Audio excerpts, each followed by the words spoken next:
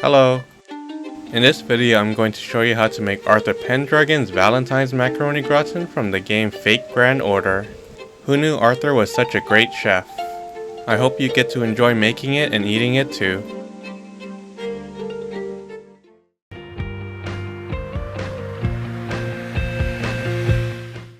This is an official Fate Grand Order recipe to celebrate Valentine's Day along with other recipes based on the food event craft essences in the game.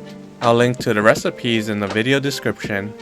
You might have also seen my version of Okita J Soji's Jet Chocolate Yokon, which I based off the official recipe. Check it out if you haven't yet and enjoy making it and eating it too. While there are many ingredients in the recipe, none of them should be too hard to procure. I'll link to where you can buy the ingredients in the video description.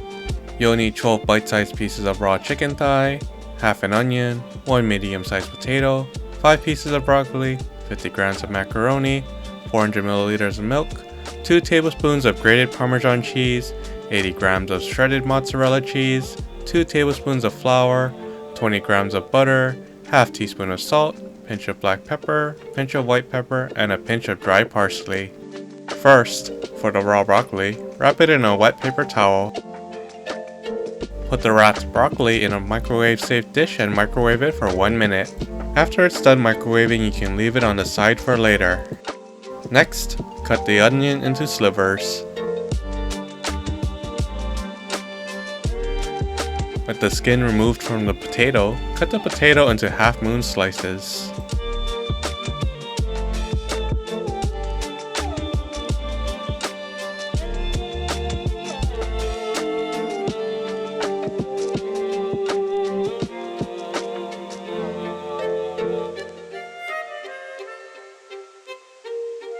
You'll season the raw chicken with 1/4 teaspoon of salt and the black pepper.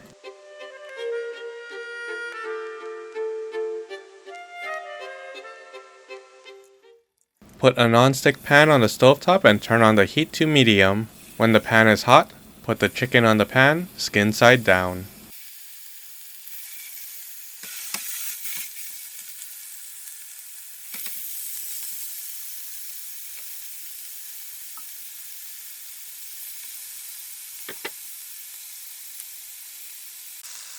Once the skin has started to brown, you can flip the chicken over to the other side.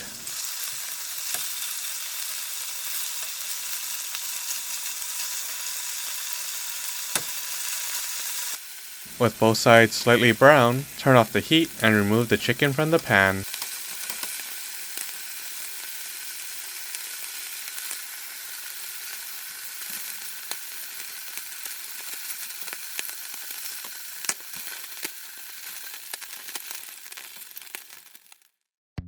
Wipe the pan of the chicken fat and bits with a paper towel so it can be used again for other parts of the gratin.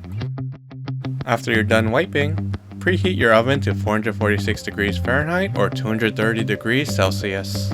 If your oven's temperature does not go that high, like my small oven, preheat it as high as it can go.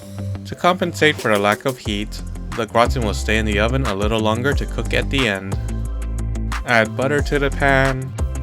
Turn on the stovetop to low heat to melt the butter. Once the butter is melted, add the onions to the pan. Add the potatoes to the pan. Stir the contents of the pan on medium heat until the potatoes become translucent. Once the potatoes have become translucent, add the chicken back into the pan. Add flour to the pan, then mix everything together until the flour isn't visible anymore.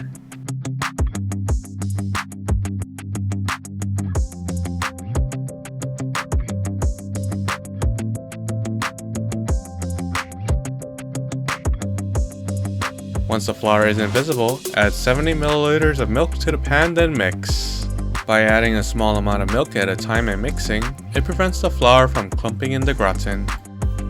Repeat adding the milk and mixing 5 more times for the remainder of the milk.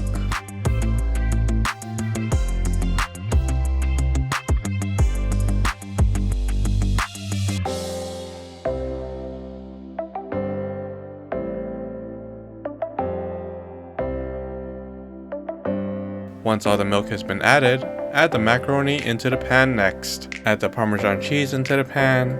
You might have noticed the Parmesan cheese is a little dark as this is a truffle Parmesan cheese I bought from Costco. It's a little over twice the price compared to regular grated Parmesan cheese from a supermarket, but it's very tasty with the addition of the truffle flavor. Add the remaining amount of salt. Add the white pepper. Mix thoroughly.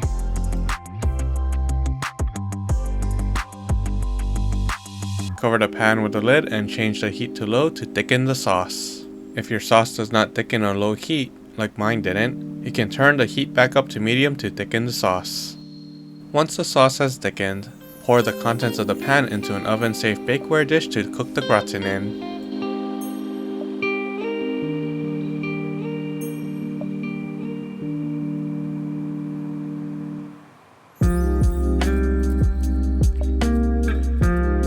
Add the mozzarella cheese on top of the pan contents.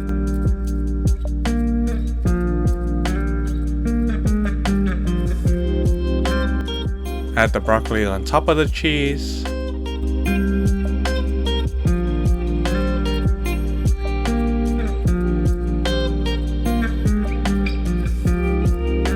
Put the bakeware dish in the now heated oven for 10 minutes or until the cheese on top has browned.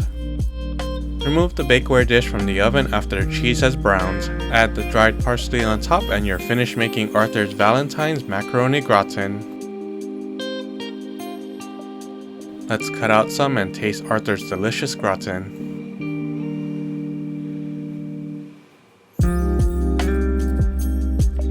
The chicken looks thoroughly cooked and delicious.